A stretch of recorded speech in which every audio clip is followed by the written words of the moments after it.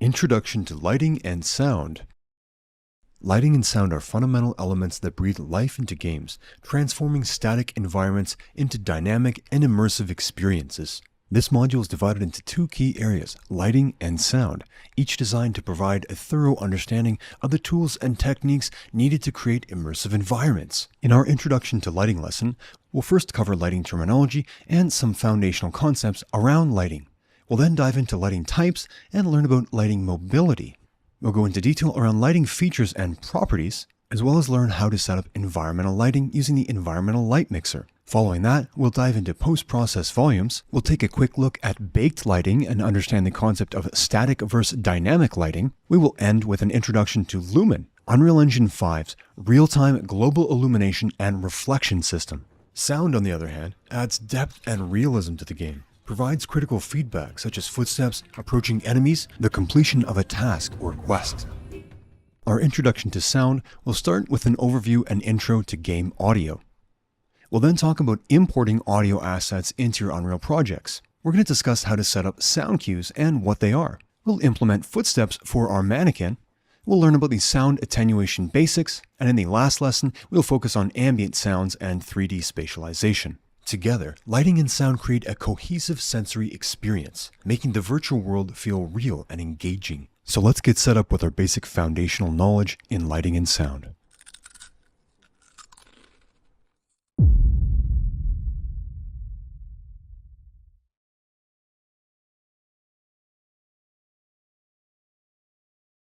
Lighting terminology. We are going to discuss the basic lighting terms and definitions: direct lighting, indirect lighting, diffuse lighting, shadows, and we will talk briefly on static versus dynamic lighting. Now, even though these terms may be new, I guarantee that you have observed them in one way or another throughout your life. For example, direct light is like the sun. It is light that falls onto a surface without any interference. The light travels directly to the surface, and that surface receives the full color spectrum of the light. By default, these shadows are typically hard edges. Indirect lighting, or bounced light, is lighting that has been reflected by other surfaces nearby. As light bounces off these surfaces, light waves are absorbed or reflected based on surface properties and passed on to the surface that you're looking at. You can see the red plane bouncing its light back onto our matte gray ball. The indirect lighting really helps contribute to the mood and overall light intensity of the scene. We can't talk about the light without talking about the dark, and that would be shadows. Shadows happen when Unreal Engine takes a snapshot of a mesh actor from a light's point of view and projects that information onto another mesh actor on the opposite side. In the case of virtual shadow maps, the shadows update in real time using mesh distance fields for accurate calculations and updates with movable lights. We'll cover virtual shadow maps and how to enable distance mesh fields in the Lumen video. Diffuse lighting, or diffuse reflection, is the direct illumination of an object by an even amount of light interacting with a light scattering surface. Diffuse light is not emitted directly from a primary point of light source. You can think of this the same way that clouds would scatter the incoming sunlight in an overcast day. This is used in a more even lighting and softer reduced shadows. Now, in this reflective material, you can see as I rotate the sun, we have a specular highlight, and you will notice those on edges and curved surfaces. It is the brightest spot of a light source. To get an understanding of static versus dynamic lighting, we need to first understand a handful of terms. Lumen is Unreal Engine 5's fully dynamic global illumination and reflection system. It is designed for next-generation consoles, and it is the default global illumination and reflection systems when you open up a new project. Lumen renders diffuse into reflection with infinite bounces and indirect specular reflections in large, detailed environments at scales ranging from millimeters to kilometers. Baked lighting or static lighting is pre-computed lighting that has been rendered ahead of time. The light baking has been done using Unreal Engine's Light Mass Radiosity Baker. You can think of this as rendering with an offline renderer, such as V-Ray, Corona, Redshift, Octane, to name a few. It can be used to create high-quality indirect lighting using light and shadow maps. Baked lighting cannot be altered at runtime, but it has very little impact on real-time performance. Real-time dynamic lighting is lighting that is updated each frame. It is fully dynamic and can be moved around and modified at runtime at will. It has no global illumination component, only direct light. It is also expensive to use and affects real-time performance. Now, the benefit of Unreal Engine is it can use both static and dynamic lighting. Previous techniques, this was actually the way, where some assets were either stationary and baked and some were real-time. Now, Lumen can get around this, but be aware that there are some problems and limitations with the reflections, and you should be aware of how to work around those or manage them accordingly. And we'll cover this in the Introduction to Lumen video. Now, you've probably heard of ray tracing and ray tracing graphics cards, RTX graphics cards. This type of lighting is real-time global illumination updated with all the lights set to movable. And not to worry, you're going to understand what mobility of lighting means in a future video. Anything that is animated will also have the global illumination on it updated on the fly. Now, some aspects of ray tracing are taken into account with Lumen, such as reflections and some of the light calculations. And as I mentioned, if you do not have an RTX graphics card, then unfortunately you will not be able to use hardware ray tracing. Before you go mad wondering why your ray tracing is grayed out in the project settings, please do make sure that you have a ray tracing card if you want to use hardware ray tracing. We covered a lot of terminology and definitions in this video, but not to worry, you don't need to memorize them, and as you start to learn and play with the lights, those terms will become naturally embedded in the back of your mind. Let's continue on learning about lighting.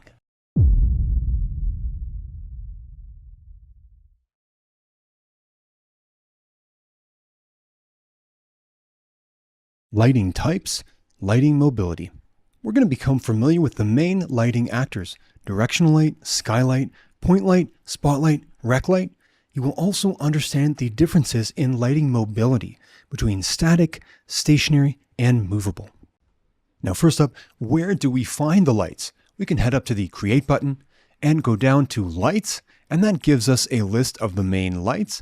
As well, we can open up our Place Actors panel and select the lighting icon, and that also gives us the list of the lights that we can use. First up is our directional light.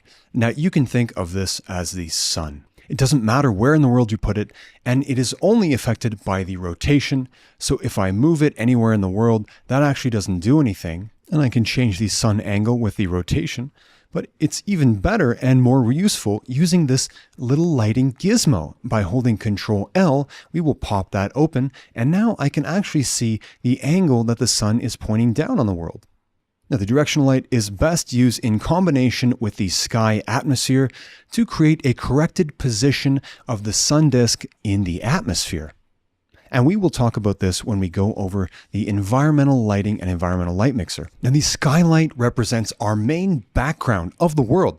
It's the ambient lighting of the scene. It captures the distance parts of our level and applies that data as light to get the sky's lightings and reflections to match.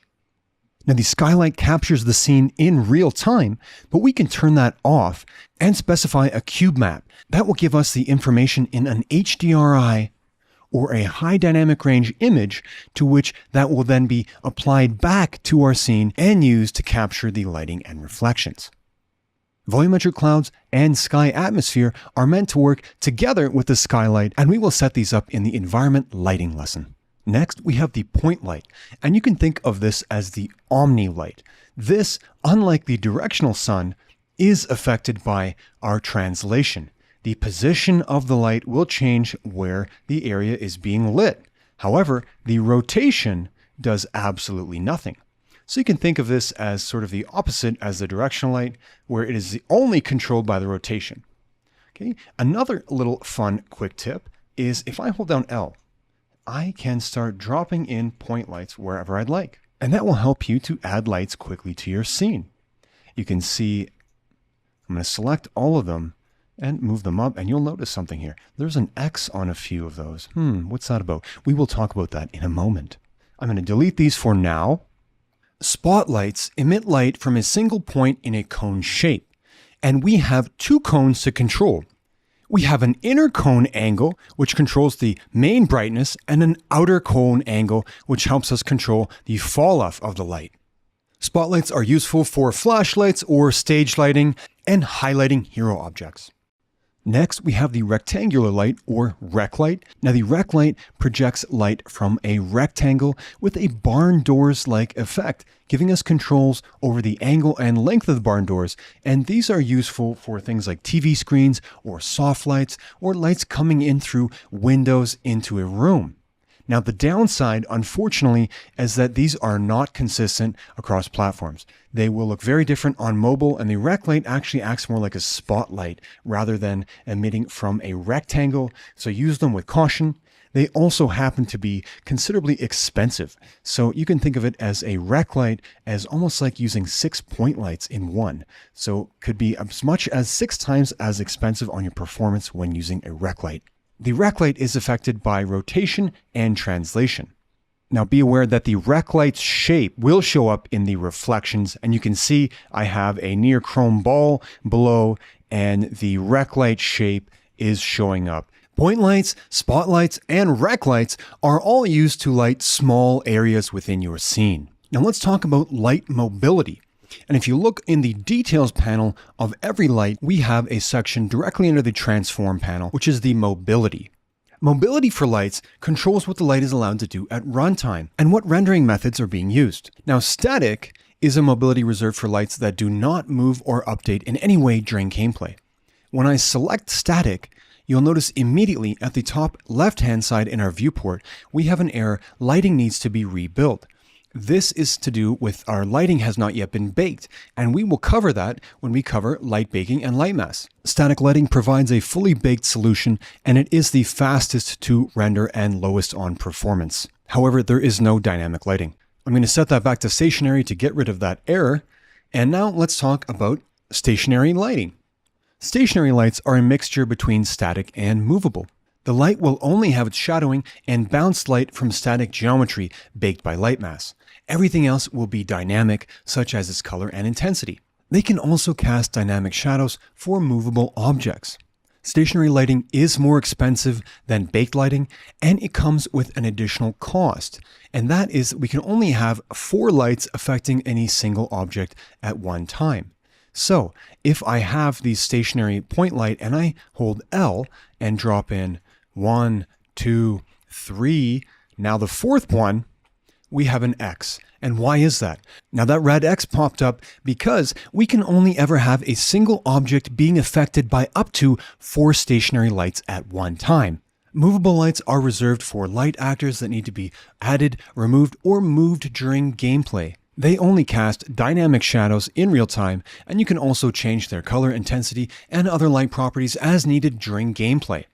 This is, however, the most expensive light, so be aware if you are using a lot of movable lighting, then things can get very expensive to calculate. We've only just scratched the surface on lighting, but that should give you a well-rounded introduction to the lighting actors and lighting mobility.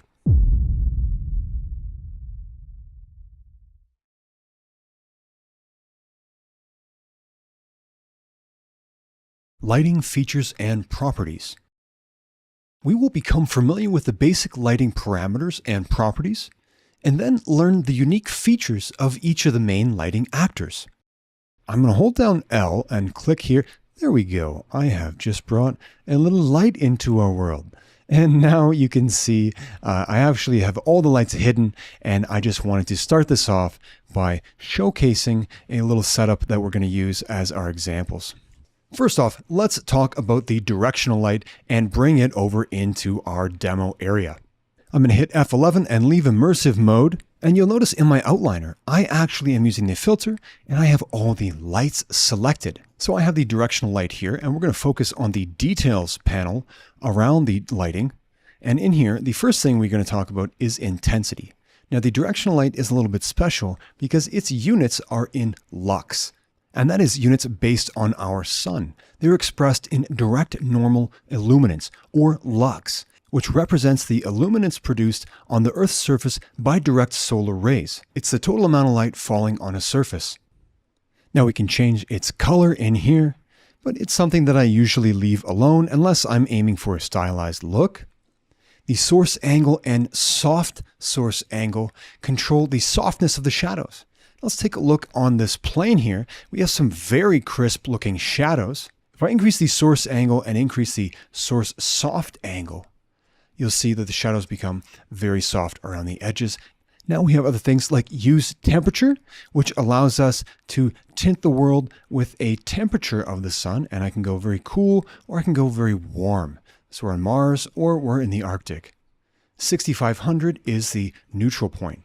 Below that, we can see if we wanted to affect the world or not. Then we have cast shadows. This is more useful when you are art directing looks of point lights and spotlights. Indirect lighting intensity. A value of 1 is default, and this is the scale of added GI, global illumination, from the light. So if we hit this to 0, global illumination will no longer be impacting this light. Volumetric scattering intensity refers to how much the light scatters throughout volumes, such as the exponential height fog. This is especially useful when you want to make something like God rays. Now I'm going to turn out the lights again, and let's focus on an individual point light and look at some of its settings.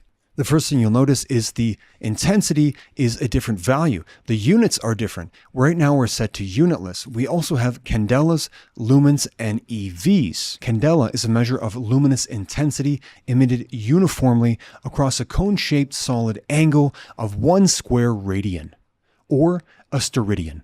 Think about the wick of a candle.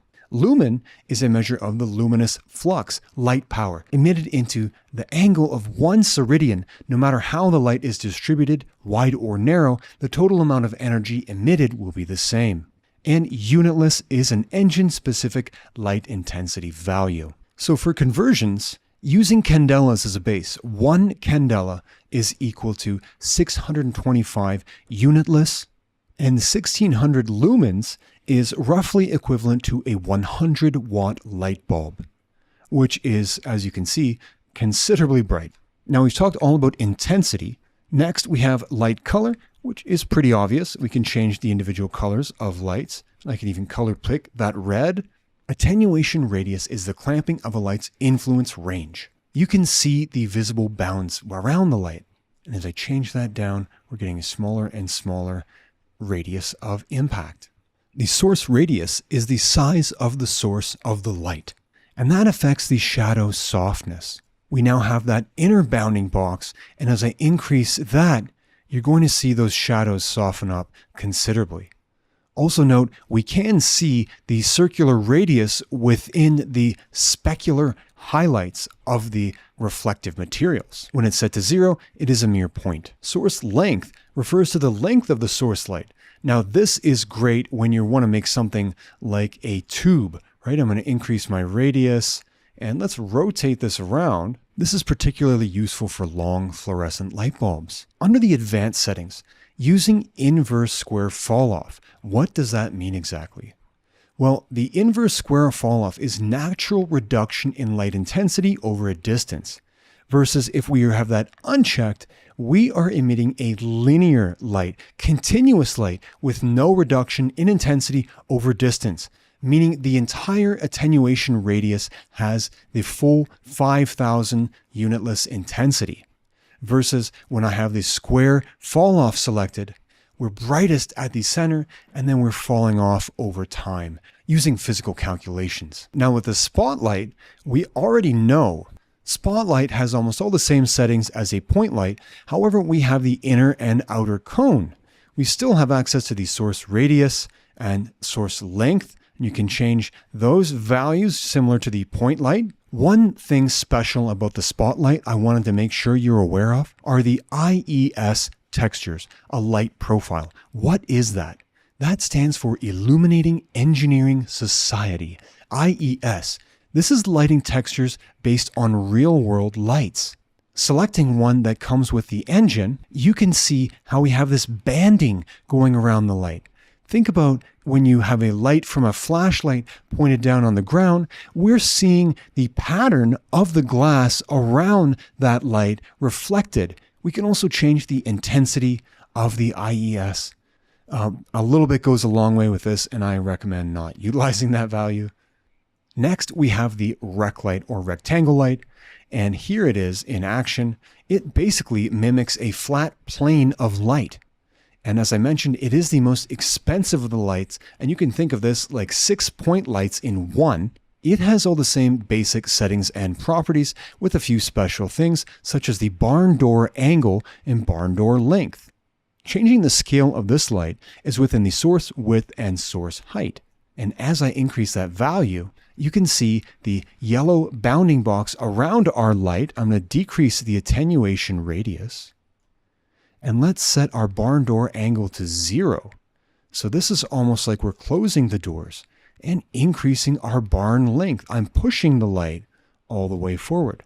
I'm going to need to increase my attenuation radius. And now all of a sudden, I've created a box of light specific to exactly the place I want it to be. Experiment changing the barn door angle, barn door length, source width, and source height of a rec light against a wall to see the impact that it has. By now, you should have a solid understanding of the properties and parameters of all the basic lights inside of Unreal Engine 5.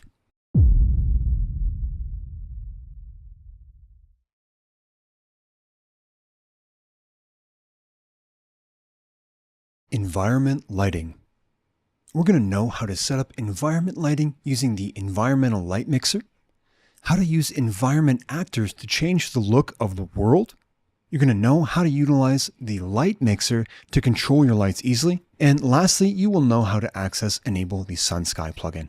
Control N, new level. No, not basic, empty level. Finally, I have been waiting to teach you how to use the environmental light mixer.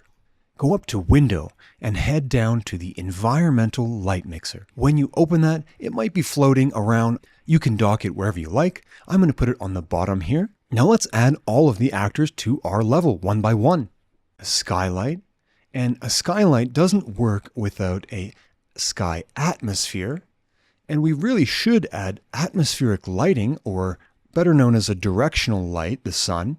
And let's bring in some clouds. We always need clouds on a sunny day. And then we also need to get rid of that black bottom pit by adding height fog. And just like that, we have created a skylight, sky atmosphere, volumetric clouds, a sun, directional light, and exponential height fog. These are all the actors required to create an environmental lighting setup. And below, we have the minimal setup here, but we can change this to be a normal or normal and advanced, and it is going to mirror the details over on the right. So you can see, I'm going to scroll down under exponential height fog.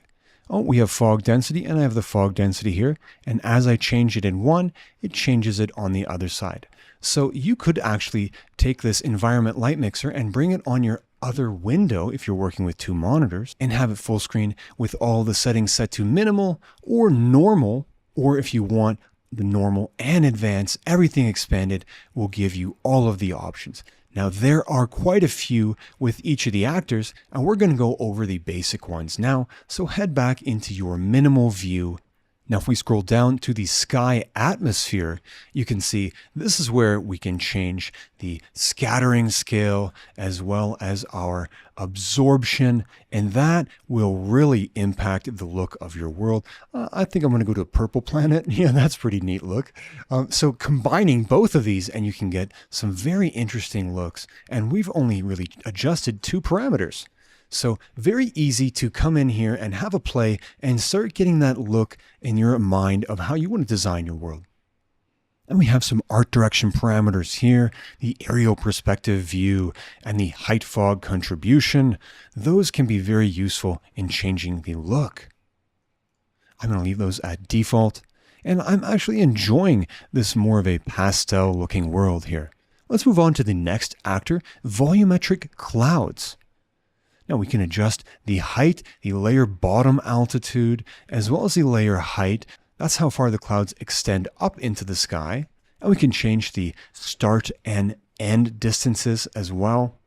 Now the cloud material is this simple material here, and it is an instance, so you can double click it and begin to change the values inside here.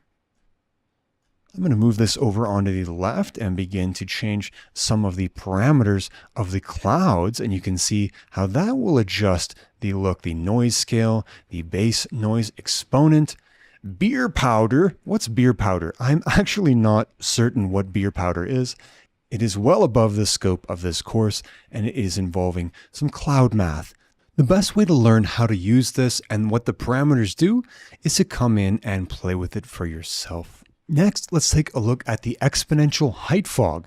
Now, to demonstrate the exponential height fog properly, I took this crater landscape, I removed the height fog, and now let's add it in and see all the parameters affect the landscape. I'm going to add it through the Create button and go down to Visual Effects and grab the exponential height fog, and then I'm going to zero it out. Right away, you can see the fog in the crater. Okay, so how do we change the fog density? Probably with the fog density value, and it starts a default of 0.02 and goes to 0.05. However, we can change that to something else. We can go even denser. What if I put in 10? I can't see a thing. 5, still nothing. 1, very hard to see anything. I'm getting the ground a little bit. 0.5. Let's try 0.25. Now I'm almost like I'm at a cliff's edge. I don't know what's on the other side. What's going down? What happens if I enter that cavern of abyss with the fog? So this is a lot of fun when you start to dial in and play with the effects here. Fog height falloff controls how the density increases as the height decreases. A smaller value will make a more visible transition larger. Now watch what happens when I turn on volumetric fog and start to increase or decrease the scattering distribution. Changing the emissive color is going to change the color of your volumetrics. And the extinction scale will also increase or decrease the thickness of your volumetric fog. Back inside of our lighting actors demo room, let's close down the environmental light mixer and instead open up a new tool. We'll go to Window and scroll down to Light Mixer. This is very similar to going out to the outliner and selecting our lights only. However, I don't need to do that anymore if I'm using the light mixer, and I have a few other handy tools. Oh, there's my rec light right here. I'm going to make this smaller and move it over here. And let's say I want to access the rec light. Well, now I have direct control over it. Well, I want to look at it by itself. I'll click the headphones and solo that light. That essentially mutes and turns the visibility off of every other light. I can unclick and I'm no longer soloing that, and I can still use my other tactic of poking the eye to turn the light out. I can add any other lights from here as well. This may not seem immediately useful because we don't have that many lights in the world currently, but trust me, when you get in larger projects, you're going to want to use a tool like this to help you work, especially if your main job is lighting. Now we learned all about the environmental light mixer and how to add all the actors, but if we go down to lights under our quickly add to project, they're not there. They are, however, under the visual effects panel. I can also open up my place actors panel and go into the visual effects icon and add them in through that way. We have our exponential height fog and our sky atmosphere and our volumetric clouds. Now that does it for this video on the environmental light mixer and the light mixer, and I hope that you can start mixing and mashing lights together to paint in some life to your world.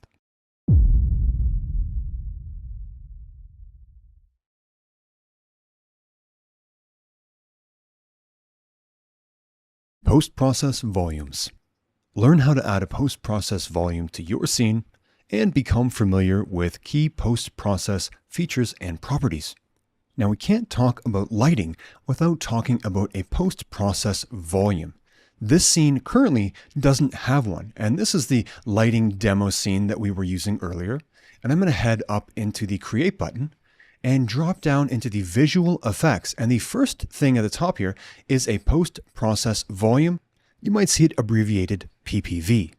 I'm going to drag that into the world. Now it's sitting right here in our world, and it is a volume. And it's used to create that additional layer of effects on top of or after all the other camera and lighting settings. Now, post-process volumes can be applied to the entire scene or specific areas. I'm going to leave semi-immersive mode by hitting F10 and open up our Details tab on the post-processing volume. Now, the first thing that you should know, the post-processing volume is only impacting inside the volume, unless we set this to be infinitely unbound. What does that mean exactly? If I type in INF, we have this infinite extend unbound. And this means when I have it checked, it will impact the entire world.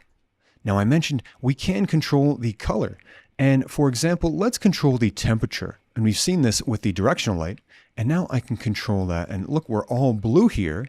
But the point is, I want to go back to the infinite unbound. So we've changed the entire color of our world, but the box is very small. And when I uncheck that, we no longer have that impacting our whole world. But if I move the camera inside the box, there we go. We are now inside of that post-process volume that's adjusting the color to be all blue. Now, hopefully you're thinking, oh, well, this would be very useful if the character was underwater, perhaps. And that's exactly what these type of volumes are used for. We're going to run through a series of post-process volumes, and then I'm going to leave it to you to go ahead and play with these settings and see how they change your world. In my opinion, the next most important thing to understand is auto exposure. Why is that? Well, that controls the lighting of a scene. So here there are 3 auto exposure values. One of them is very dark. We have our exposure compensation set to a -2.2. And then when I move over into the next one, we're at an exposure of 3.2. In this third auto exposure, you can see that it's very dark. And I'm going to turn it from a metering mode of auto to a metering mode of manual. And it's even darker, but now I have manual control over my exposure compensation. Scrolling down, looking at this minimum EV100, maximum EV100, what exactly do those values mean? Now, these are in reference to the eye adaptation. Think about when you walk into a dark room and turn on the lights. It takes a moment for your eyes, the aperture, your pupil, to open up and let the light in. That is the minimum and maximum EVs. Now, aside from our bounding settings, infinite or not, and our exposure, the next important thing I want to talk about are priorities, blend radius, and blend weight. We have an example here where we are changing the tinting to an orange color, and our blend radius is 1000. So as I begin to move closer, you can see the change in the screen until I'm right inside the volume, and we are at the peak full strength of the post-process volume. And as I move away, we are blending out of that. Now, blend radius is a great way to transition from area to area. Blend weight is very similar, and you can just think of this as the amount of effect that the post-process is applying within the volume. So in our blend radius is 1000. If we were 500 away, we are essentially having a blend weight of 0.5 and a full weight when we are inside of the volume 100%. We can enable or disable that, and these can also be set up with blueprints and gameplay mechanics. Priorities, get your priorities in order. I've heard that before. So here we go. There's 2 volumes inside. We have an inner volume and an outer post-processing volume. And if I check under the post-processing settings, now our outer volume has a priority of 2, and our inner volume has a priority of 3. So when I enter the outer volume, we are turning our world red. And when I enter the inner volume, we're turning our world blue. And the blue one has a higher value, 3 higher than 2. So pretty easy to realize that the larger number is going to take priority over the smaller number. So perhaps your area, your world is in a priority level 2, and the character jumps into the water, and now we're in priority level 3 because they're underwater. But I don't have to make my other volume any smaller. I could even set this to be unbound, and now we're in that priority 2 all the time. But as soon as I enter priority 3, we're now overriding our priority 2 volume. I'm not going to go over every effect. We can change things such as film grain, scene color, chromatic aberration, lens flares, bloom, motion blur, color grading. And you can explore each and every one of them inside of the Content Examples Sample Project Post-Processing level. Reflections and global illumination, we are going to talk about that in detail in another video, so keep that in mind, that we will come back to the global illumination aspect of the post-processing. And there are even post-process materials, and that is a completely separate topic for another module or another course even, as it can be very robust and we can change the look completely using specialized materials, manipulating the various channels that we learnt about in the PBR material workflows. We've barely scratched the surface on post-process volumes. Now it is up to you to jump in, apply one in your scene, and just start playing with the values and see how it changes the look.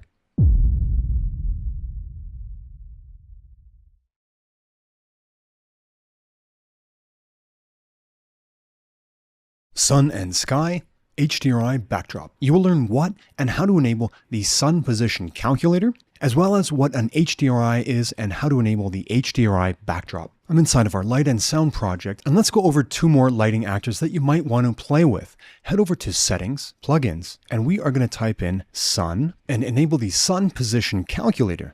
And this calculates the sun position based on latitude and longitude and the date and time. So it is an accurate sun. It gives us fine control over the sun's position based on a geographic location. Now it's called a sun-sky actor as it's part of the same plugin, and it uses mathematical equations to govern the position of the sun in the sky, and it includes a bundle of components, a directional light, a skylight, and sky atmosphere. And this helps to produce true-to-life renderings that show realistic patterns of sunlight and shadows. The sun-sky actor makes it very easy and quick to set up your scenes, no matter your aesthetic choice. Traditionally, it's not used for games. It's more useful in ArchViz, engineering, construction, automotive product design, or manufacturing, but it is still something that you might find useful for your project, and hence I wanted to teach it to you.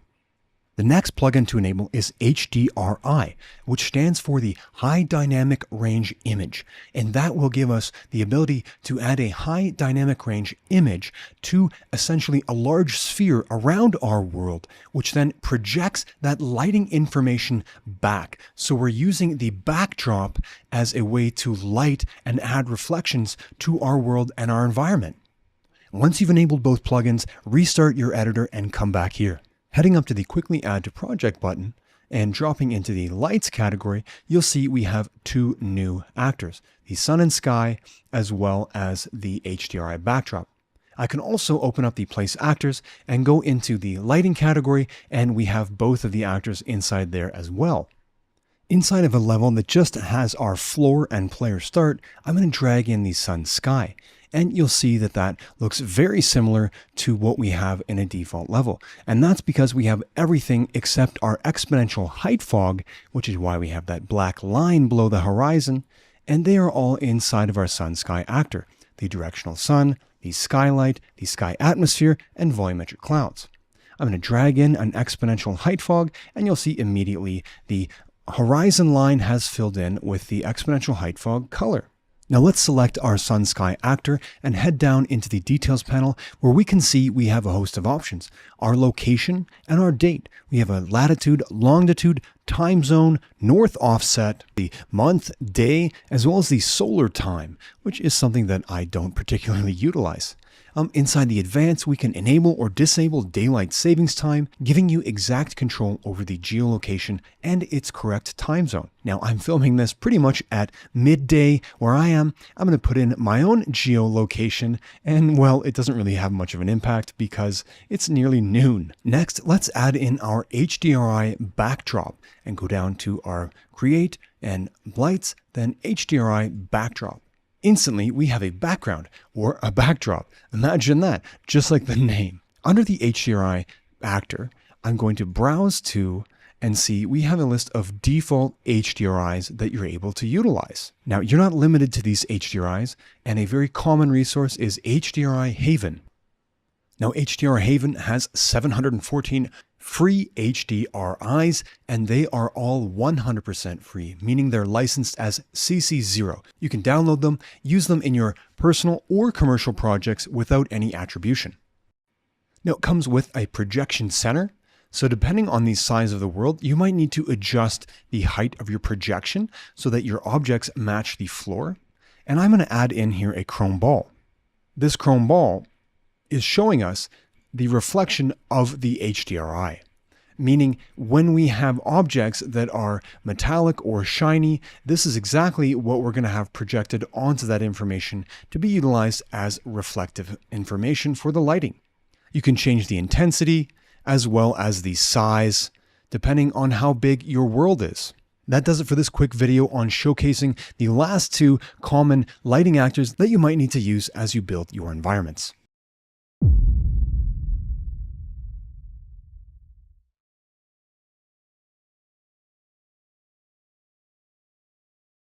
Introduction to Lumen. We're going to learn the basics of Lumen and learn the difference between screen space reflections and Lumen. Now, we already defined Lumen in one of the first lessons of the lighting, and it is Unreal Engine 5 fully dynamic global illumination and reflection system designed for next-gen consoles, and it is the default for illumination and reflections. A massive benefit, unlike ray tracing, is that it is not dependent on your machine. However, a good GPU will help you push it to its fullest capabilities. Lumen GI utilizes diffuse indirect lighting, light bounces, and color bleeds. This provides infinite diffuse bounces, unlike screen space reflections, which we will see in a moment. Lumen takes advantage of nanite virtualized geometry, which allows the geometry to be much more detailed. It achieves full resolution shading while computing indirect lighting cheaper than ever. Sky lighting is solved as part of Lumen's final gather process. It includes sky shadowing, which allows for indoor spaces to be much darker than outdoor lighting, creating a more natural effect. Lumen also provides a lower quality global illumination for lit translucency and volumetric fog. Emissive materials propagate light through Lumen's final gather with no additional performance costs. There is a limit on how small and bright emissive area can be before they begin to cause noise and artifacts. Lumen solves indirect specular or reflections for the full range of the material roughness values. Diffuse GI and shadowed skylight can be seen in all reflections. Lumen reflections also support clear coat materials. For example, an automotive material. Before we jump into learning all about Lumen, first let's learn a little bit about reflections and GI. In this post-processing volume surrounding this demo box, we do not have any reflections or GI, and it looks pretty bad. I'm going to select the post-process volume, and I'm curious what's been changed. I have no idea. I don't want to go through and look at every setting. Well, there's a little trick. We can select this gear icon on the settings of the details panel and show only modified properties. This is particularly useful when you're getting work from somebody else. You don't know what they've done. There might be 10, 20, 30, 40, 100 parameters inside of a blueprint. You only want to know what they have done. Inside of here, we can see they've modified the global illumination method to be none, and they've turned off reflections, and we have zero ambient occlusion. Now we are getting some reflection, but this is from our skylight, and that's being captured from the background environment with the sky atmosphere.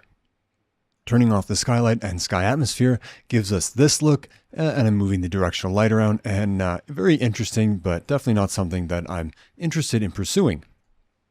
Screen space reflections is a cheaper alternative to Lumen. Screen space reflections are used as an approximation. They do have many drawbacks as well, though. You'll notice here in the shiny cylinder, the metallic cylinder, we can see the purple cylinder in its reflection. If I move the purple cylinder just out of frame, it's still supposed to be reflecting. It hasn't moved, but I no longer have the reflection on that sphere because it is only reflecting what is in the actual screen of the player's viewport. Screen space global illumination has a similar problem. We can see the bounced light coming in, the indirect light of the purple cylinder hitting our white box here. And if I move this light just behind the box so that it's no longer in the view of the cylinder, watch what happens to our diffuse or indirect lighting. It's completely gone. It's no longer participating in global illumination, and that's not ideal if we want to produce a highly realistic, physically accurate reflection or global illumination. Lumen will give the best results for real-time reflections and global illumination. Now watch as I turn away from the frame. I'm leaving the purple cylinder out of frame. It's still fully visible inside, even though it's out of screen. I'm going to hold down L and click and bring in a light. And would you look at that? Both the problems with screen space, reflections, and GI are eliminated by Lumen. In the next video, we will go through a practical example implementing Lumen inside of your project.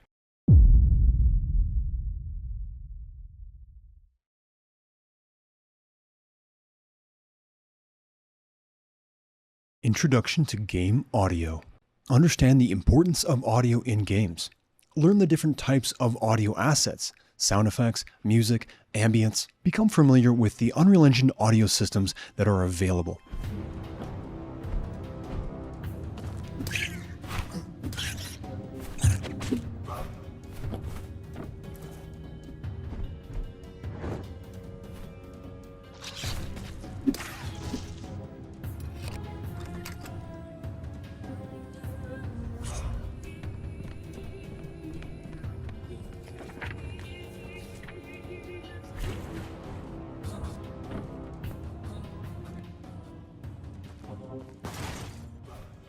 Mjolnir's Will.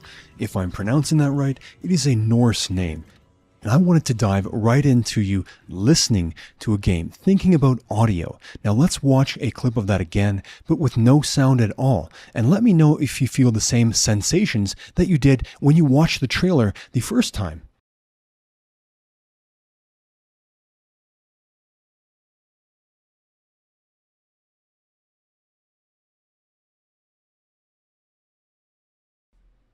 That's about as much dead silence as I can handle, and probably you are feeling the same thing. I didn't hear any noises at all. I didn't have any sensation of a threatening monster. What is that thing? I'm not sure, but I didn't really care that it was attacking me.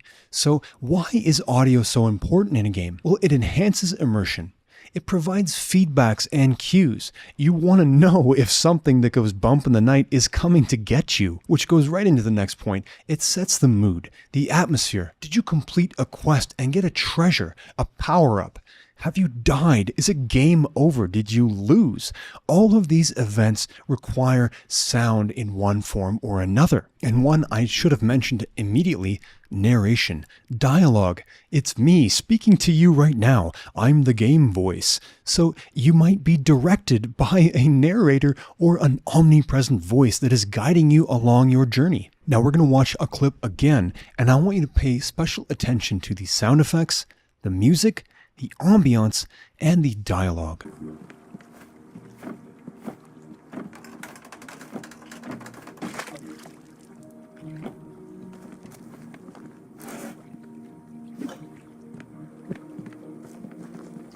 A box was filled with flammable bowlers.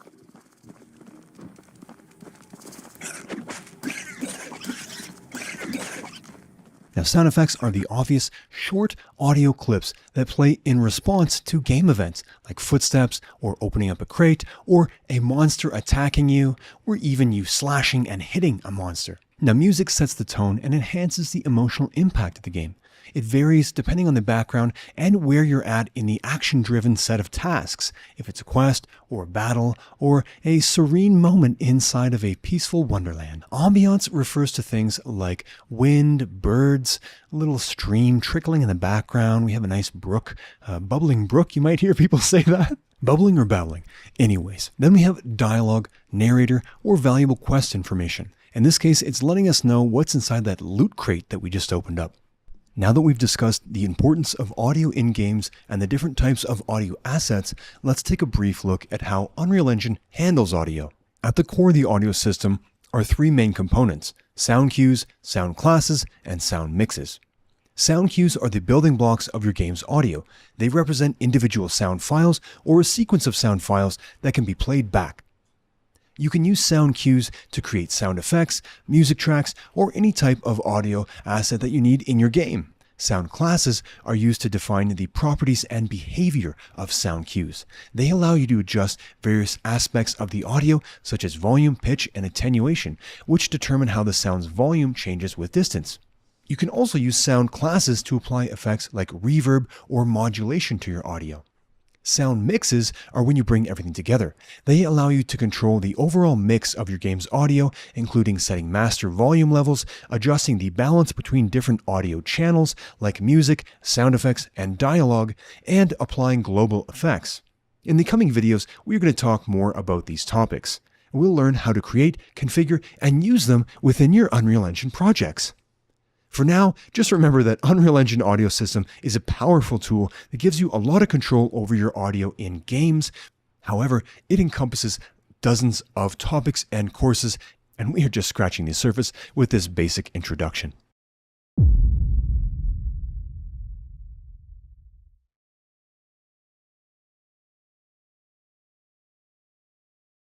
Importing audio assets. You will understand how to import audio files and which types are supported, and we will see how to preview audio assets. One of the first places that you might have encountered audio inside of Unreal Engine is with the first-person template. Hit play, jump in, grab the rifle, and begin firing projectiles at the blue boxes. And we have the gun sound effect happening. And that is an example of a sound effect being played after an event. The event is the rifle is firing a projectile. In Module 1, you might have heard some sounds when you were exploring the starter map, and here we have some fire, some smoke, some sparks. If we go up to the top, you'll see click to simulate. Well, I'm going to head up to the play button and change this to simulate mode and hit simulate. And then we're going to listen to all of the items falling and crashing down.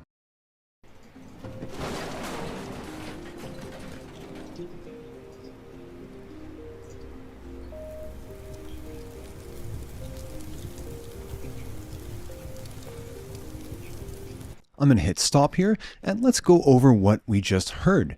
So if we move up to the top, we have 3 audio icons there, and those correspond to the collapse cue, our starter background cue, and our starter music cue. And you'll notice that the type is an ambient sound. I'm going to pull back with the camera and let's visualize that radius. And you can see here, what are we looking at? We're actually looking at an attenuation radius. That's the term in reference to how sound travels across a distance. The further away you are, the quieter it is. And when we're outside of that radius entirely, we won't hear anything at all. You might have noticed that when we were zooming in around the fire and the sparks, those noises got louder, and as we pulled away, we were hearing more of the background music again and less of the sound effect. I'm going to hit Control B and browse to one of the sounds inside of the map. That brings us to the audio folder inside the starter content where we have several sound waves and sound cues. Let's first find out what types of sound waves we can import and bring in to Unreal Engine. When you bring in an audio file, you're going to be creating a sound wave asset, which is the basic building block of audio inside Unreal.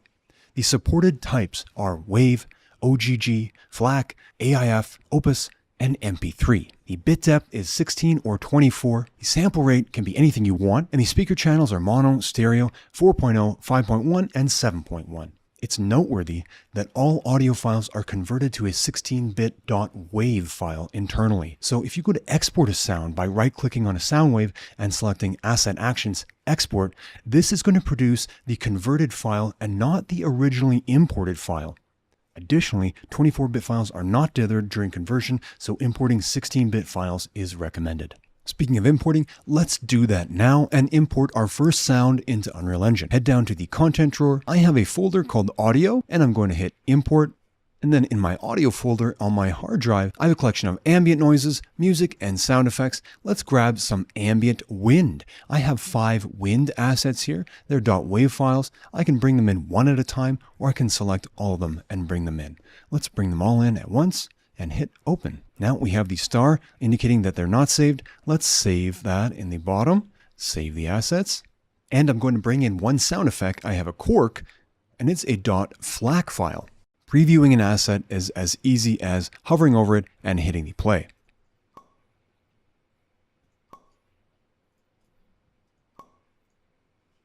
I brought the cork sound in because the wind is actually quite mild and it's hard to hear when playing the preview while speaking with you all. Double-clicking on a sound wave will open up its details panel and you can modify and edit the properties inside here. Properties like compression, And all sound waves are compressed with the default audio compression type that you have specified in your project settings.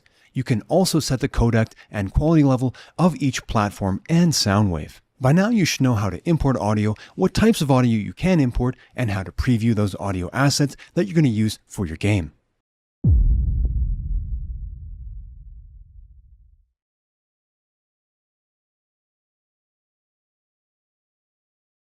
Sound cues. We're going to learn how to set up a sound cue from a sound wave asset, and through this we will understand how to navigate the sound cue editor. Now let's set up our first sound cue. We'll go back into our audio folder, right click, make a new folder. This one I'm going to call footsteps. And this is one of the first sound cues I ever made. Footsteps on surface seem simple, pun intended. However, they are a little more complicated than that. If we had the same footstep sound playing on repeat, what are the chances that you're going to want to spend hours and hours running around and enjoying the immersive environments that I've created? Probably very low. And this is why we need a sound cue, which acts as a container for audio behavior information. Sound cues are made up of sound nodes, which are individual modules that each affect a sound's design. The sound nodes are arranged in a graph, which displays the relationship between the sound nodes and the flow of data between them. Since Manny and Quinn are metallic, I went and found some metal footsteps. And I didn't show you this in the last video, but we can also just drag audio files directly into our content browser. And I have a set of 25 metallic steps. And we're going to utilize these to make our very first sound cue. Right click on an empty space in the content browser, go to audio, and then sound cue. Name this footsteps_cue. Double click to open up your first sound cue. Here we are inside the sound cue editor. I have the output node selected, and on the left hand side are the details of any of the nodes that I've selected. On the right hand side is our palette, and that is where we can pull off nodes and bring them into our material editor to hook up to our output. On the top, we have the menu bar with buttons like solo, muting, and playing our cue or playing individual nodes and stopping. I can drag nodes off from the palette and leave them in the sound cue editor. I'm going to leave the random one in here because we're going to utilize that. Or I can right click and type in the name of the node and select it that way, similar to the other editors. Grabbing the pin and pulling it off and bringing into the output connects the node. Pretty simple, and just like we've been doing in the material editor. Now, in order to play sound, we need some sound assets. So let's select all of our sound wave assets and bring them into the sound cue editor. There's 25 footsteps in here, and I have a random node that only has 2 pins with the ability to add more pins. I don't want to connect those all up. Here's another idea. Grab all of the sound wave assets, right click, and create a single sound cue. Let's name this metal_footsteps01_cue. Open that up. Here we go. Every single sound asset is now connected to the random node, which is connected to the output node. I don't have to do the work of dragging each individual sound wave asset, connecting it up to the random node, grabbing the next one, connecting it up, adding another pin, and repeating this process over and over and over until I have every one of my random sounds hooked up. So that was actually quite simple to get a basic sound cue setup where we have a different footstep playing each time the player or character is going to take a step down. Now, there's some gameplay logic involved in having a footstep work, and it's beyond the scope of this course, but don't worry, you will learn about that in the future if you continue down this pathway. And I don't know about you, but I like seeing the little nodes firing off when I click the button to see which sound is playing. Now, we only saw the random node in action to understand that we can play random sounds, but there are quite a few nodes that you're going to want to familiarize yourself with over time. You don't need to know them all at once, but things like looping, pretty self-explanatory. I can move the random node out of the way, connect the looping, then hook that up to the output, and when I hit play, it is continuously playing the footsteps. Things like attenuation, we're going to talk about in a separate video. Enveloper is very useful, as it allows for the manipulation of volume and pitch over a set period of time. Mixer defines how concurrent sounds are mixed together, so we can have 2 different volumes playing.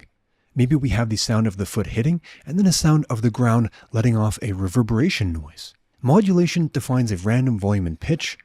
Random, we already know that one. Now, if there are any nodes that you want to learn more about or play with or find the details on, then head over to the sound cue reference that has a detailed guide of all the nodes that you can use inside of the palette. By now, you should have a basic understanding of what a sound cue does, how to create one, and next we will use a practical example to demonstrate the sound cue in action.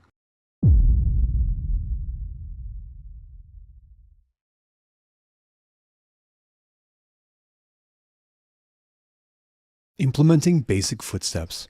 You're going to learn how to implement our sound cue into a basic footstep with a third-person character. This is awfully dull. We need some sound. I want to hear some metallic motion. I know, I said that footsteps were beyond the scope of this course, and they are, but setting them up is actually quite easy to do. And I hope that spurs you into further action to learn more and dig deeper into other topics that are a little bit more beyond the scope. Let's check out how to do it now. I highly encourage you to open up any project and make sure that you have the third-person character added. Once you have added the third-person template to your project, head into the Characters folder, Mannequins, Animations, Quinn, or Manny, depending on who you're using, and we are going to work on the MF Run Forward and MF Walk Forward. We'll do the run together and I'll leave the walk up to you. Double-click and open that animation sequence. I know, this is not a course on animation, but don't worry, this is very intuitive to set up. This is a looping animation, and you can see the character is running. What do we have below here? Well, I'm not going to go into details in covering all the buttons in here because it's itself an entire course and is actually a course in the future should you carry on this path. But you'll notice here, we have this notify that notifies the game that something needs to happen. What is that something? In our situation, it's a right foot, left foot, right foot, left foot. Right foot, okay, that's enough. And now we want to add a sound at that exact location that a foot is stopped. So what these are sync markers. And we're going to go into the notify under track. Let's insert our own notify track. Again, this is notifying the game that something's about to happen. Right click on the playhead once you have it set up under an R or an L, any of the footsteps, and we're going to select Add Notify. And if you look down here under the notifies, play sound should pop out. Play sound, what are we going to do here? You guessed it, we're going to play a sound. And in this sound is going to be our metal footsteps. You'll see that we have the ability to add many sound assets, and I want the sound cue, not any of the individual steps, or we'll run into that problem we talked about earlier. The same sound for every single footstep, driving you mad. Word to the wise, because it just happened to me. I tried to copy and paste my sound notification using Control-C, Control-V. I love hotkeys, but sometimes the hotkeys cause Unreal Engine to crash. I have no idea why, and it just happened to me, so I'm letting you know that you should probably use the right-click, copy, and then move the playhead up, right-click, paste, and then you will not crash. Fingers crossed. I'm going to move through each of the footsteps, putting the playhead where we have the foot placement notify under notify track 1, right clicking, pasting the notify that we made under our notify track 2, and I will continue on until I've completed this. Once you've done that, head up and save this asset. Now let's hit play and see what happens.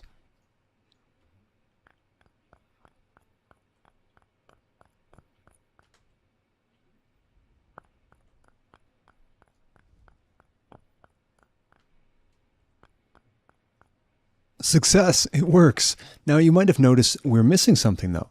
When we land from our jump, there's no sound. And that was pretty obvious to me that we need one. So I leave that up to you to add that in here. Do you think you could figure out how to do that based on the knowledge that we had from this video? I think you could. I hope you enjoyed this practical example of how we took our sound cue and implemented it on a third-person character so that when they walked, we could actually hear them.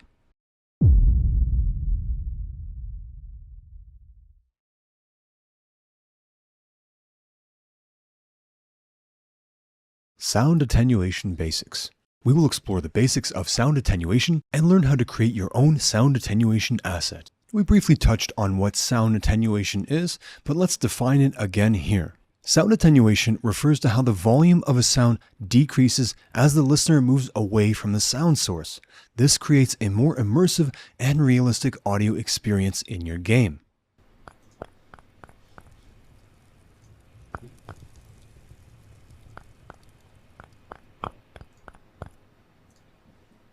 Exiting play mode and selecting the sound, we can visualize the attenuation radius.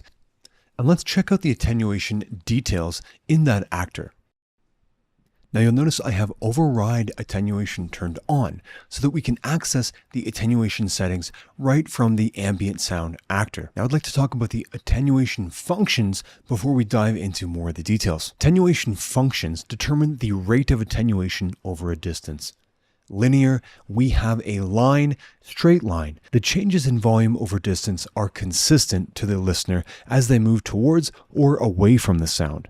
It's the default, and it's a good choice for crossfading between large background types and sounds that don't need tightly knit, focused, and 3D spatial fall-off settings.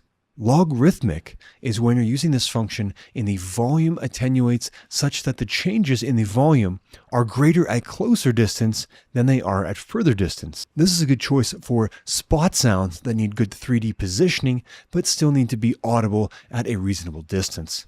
Inverse is similar to logarithmic except that is more exaggerated. It's barely audible at a far distance, but it gets significantly louder the closer you get. Log reverse is a function that is useful when you want something to be very loud across a large distance. It's only once we get to the very edge perimeter that the sound starts to fall off. Natural sound is modeled to produce a naturalistic fall off, which is meant to closely match reality. This function is sort of a middle ground between logarithmic and inverse functions. Custom gives us the ability to define our own shape to provide the kind of behavior that we want. Back inside Unreal, the reason I went over that with the diagrams is because when we go into the attenuation function of our actual ambient actor and we change them, it does not have a visual cue letting us know how that sound will change. So it's important that you understand those graphs to be able to understand how your sound will change over distance inside your game. Next, let's take a look at the shapes, and we have various shapes from a default of the sphere to capsules, as well as boxes and a cone. Each of them has their use cases and benefits.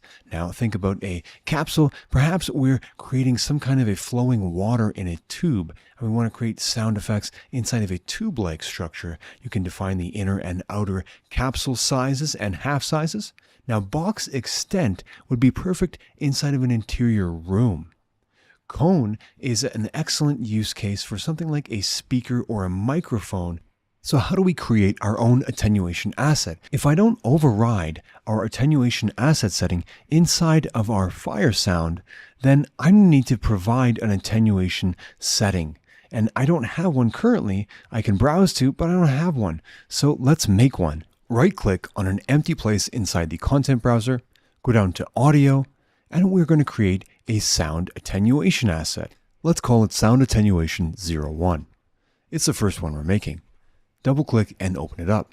It should look familiar because we have all the same settings when we overrode the attenuation. Obviously, we are enabling volume attenuation.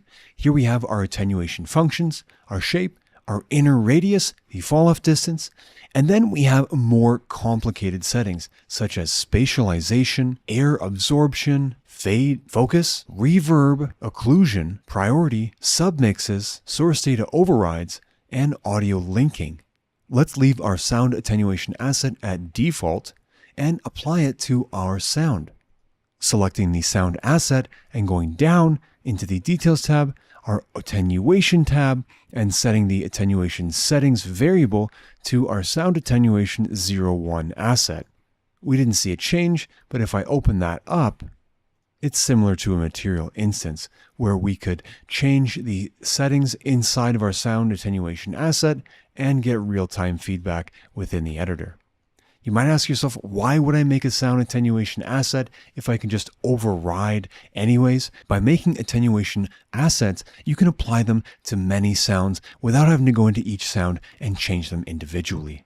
This can help give you more of a global control over different sound effects and ambient sounds. By now, you should fully understand the basics of sound attenuation and know how to create your own sound attenuation or override the attenuation settings within any of the ambient sounds that you want to modify. Next, we'll take a look at ambient sounds in more detail.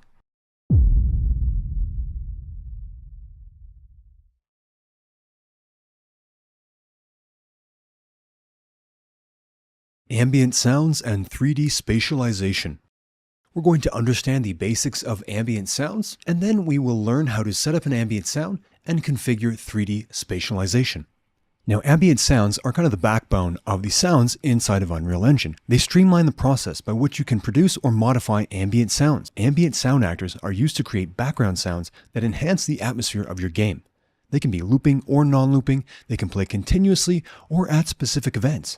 It could even be background music or possibly the narrator talking to you. You can drag them in from the Place Actors panel directly into your level and then populate the sound wave asset inside of the Details panel. Or you can go to the Create menu and type in sound and grab an ambient sound that way and drag it in. Or simply open up your content browser, grab the sound wave or sound cue that you want to turn into an ambient sound and drag it into the level. That way, it's pre-populated with your sound wave asset and you're ready to start adjusting the ambient sound settings. By default, any sound that you bring in is auto-activated. So as soon as we populated a sound inside of this, it will play inside of our level. And I don't have this set to looping, so it will only play one time. To change the looping status is inside of the actual sound wave asset, not inside of the ambient sound actor details panel. So I'm going to make a second copy. I'm going to right click on that cork sound effect and I'm going to call this cork_looping. Then open it back up and enable looping to make sure that I have one that's looping and one that's not. I'm going to drag them both into the world so we have a looping sound and a non-looping sound. Listen to what happens when I hit play and run around. Which sound cork am I hearing? The one that was only to play once or the one that's looping? And where exactly is it coming from? Well, this leads into our next issue, the spatialization and attenuation, which is why I wanted to talk about attenuation before we talked about ambient sounds. So, in order to get a frame of reference, we should probably spatialize and add some attenuation to these sounds so we can tell which one is going off once, which one is going off continuously, and where they're originating from. We're going to now talk more about spatialization. It is under the attenuation category, and we already talked about overriding our attenuation. We're going to do that here, and that gives us a lot more options. But what we had only been talking about was really the attenuation for the volume. We hadn't talked about the attenuation around spatialization or other things such as occlusion. And there's even more complicated things with submixes and reverbs. Focus is another one that can amplify the immersion, and we will talk about that.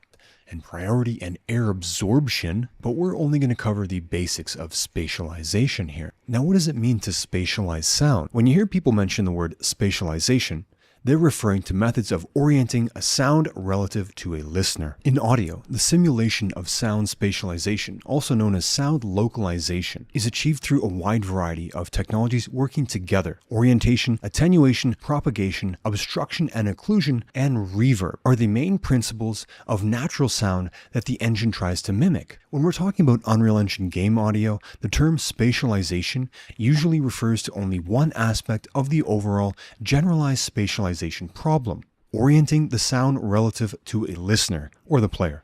When we enable spatialization, the sound comes from a specific location within the game world, and it will pan accordingly as the listener moves around. When spatialization is set to false, it effectively becomes a 2D or a flat sound, so there is no panning will be applied, regardless of the sound source position relative to the listener. Panning is the default, and it uses Unreal Engine's standard panning method to calculate spatial positioning. Inside the project settings, under our engine audio quality, we can change and dial in our panning method. Panning is used best for playing back over loudspeakers. Binaural, on the other hand, is using a plugin, and we have that enabled. It helps handle spatialing position for your sound. The plugin can be set inside of your platform audio spatialized plugins. You can use the built-in spatialization plugin or enable third-party plugins within the plugin window. Now, binaural requires playback over headphones, as binaural panning does not translate well over loudspeakers. Non-spatialized radius is a property that defines the distance threshold from which the sound starts to transition from being spatialized to non-spatialized. So it essentially becomes a 3D into a 2D sound. Now, this can be really useful for preventing sudden and jarring jumps in the spatial positioning of a sound when you're too close to the source. It's also helpful for large sounds to fill up spatial field when you're up close, like a large machine or a waterfall. Now that we've gone over all the definitions and terminology, let's go back inside of Unreal and set up a practical example. Okay, well, this is embarrassing, as I was trying to set up some extra sounds to demonstrate things, and my window's open, and it happens to be just right around the start of summer, and I'm hitting play on these bird noises, and I'm not sure if I'm hearing them. I keep trying to crank up the volume, and what I'm hearing is actually the birds outside of my window, because as I record, I have the Unreal Engine editor on mute. So sorry about that. That took me a moment to realize that I wasn't going crazy, but it was funny enough that I thought I wanted to share that with you to add to the spatial comedy here. Do you hear that? I think we should look over there. And behind that wall, there is a sound effect here. This is a bird chirping loud. And I've made this billboard on this ambient sound larger, and you can do that too by typing in bill and entering a billboard scale size. It's by default at 1, and we can change it to be bigger so that we are looking around for our sounds inside the game. Maybe you want your ambient music to be small and your actual sound effects to be large, so you know when the player is going to be looking or triggering a sound. I brought in a peacock chirp and dragged it into the world, making sure spatialization is turned on, and I overrode attenuation, left my spatialization to panning, and here I want to show you a few things, occlusion being one that can really improve the immersion of your audio. Now, occlusion low pass filter is going to filter out anything over a certain frequency. 20,000 is very high. Something around 750 is a good range to start with. Now, occlusion interpolation time you might also want to adjust, and we can set that to something like 0.5 or 0.6. That's going to interpolate between us hearing the sound and it being occluded. Well, what do we mean by occlusion? Behind this wall, I cannot see the sound, so it's being occluded by a physical barrier. Speaking of sight, attenuation focus is going to be the one you want to look at and investigate further if you want to understand how to have the player's sight in relation to these sound changes. But we're going to focus on occlusion here. So I've turned on the occlusion for our bird chirp. I've also set up a tree creak over in this area, and it has a wider range, a larger attenuation radius, but it's being overlapped by this fire sound, which is also being occluded by these walls. So this is where playing with sounds and shapes and bringing them into the map and testing them out is going to be your best friend for understanding how spatialization works. Now let's test it out in game.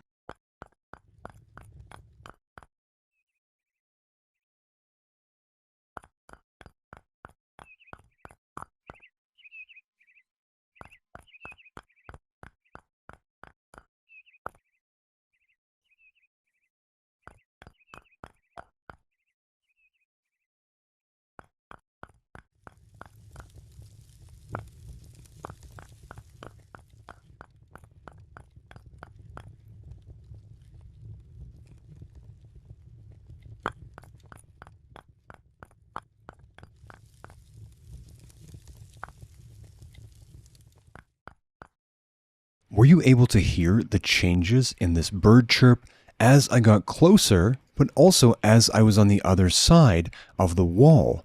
And now I couldn't really hear this creaking tree that loud. Maybe I need to go in and adjust the volume multiplier. I thought I already did that, but perhaps it's something to do with my priorities overlapping with different sounds. I wonder what that could do. Maybe something to explore as you begin to set sounds up in your own maps. I thought that the fire demonstrated the absorption the best around the corner of this wall. We were still within the main inner radius of the sound, so the volume should have been at 1.0, but when we were standing right behind that wall, you could definitely hear that it was muted, being occluded by the wall. We covered a lot of topics around spatialization, but it's actually easier than you think. Begin to add sound wave assets to your project, drop them in as ambient sounds, music, sound effects, and begin to experience playing with attenuation and spatialization. I look forward to hearing what you make.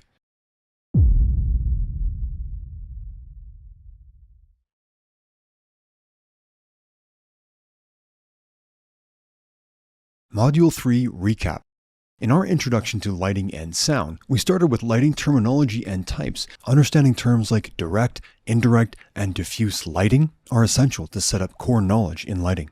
We explored different lighting types such as directional, point, spotlight, each serving unique purposes for your scene.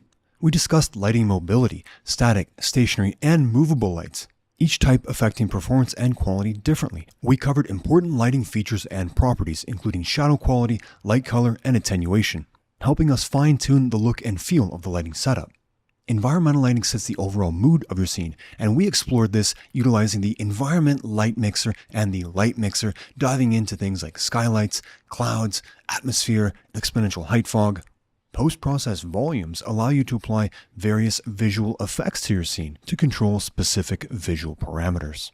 I couldn't help but show you the sun and sky system for realistic outdoor lighting and HDRI backdrops to provide high-quality environmental reflections. We learned about backlighting and how to use light masks and the difference between static and dynamic lighting. We introduced Lumen, Unreal Engine's dynamic global illumination and reflection system, which provides realistic lighting without complex light setup or baking. Moving on to audio, we started with an introduction to game audio, covering the importance of audio in games and different types of audio assets like sound effects, music, and ambience. We learned how to import audio files into Unreal Engine, preview them, and which formats were supported. Sound cues allow you to create complex audio behaviors by combining multiple sound waves. We had a simple demonstration using the random node, and we configured a setup of footsteps, and we utilized this to implement simple footsteps, enhancing the realism of the mannequins running around. Sound attenuation controls how volume decreases with distance, creating realistic audio experiences. We discussed different attenuation functions and their shape. Ambient sounds and 3D spatialization help create immersive environments by making sounds appear to come from specific locations. We demonstrated this and how to set up and configure these. We covered a lot, but by now you will have a strong foundation in lighting and sound within Unreal Engine.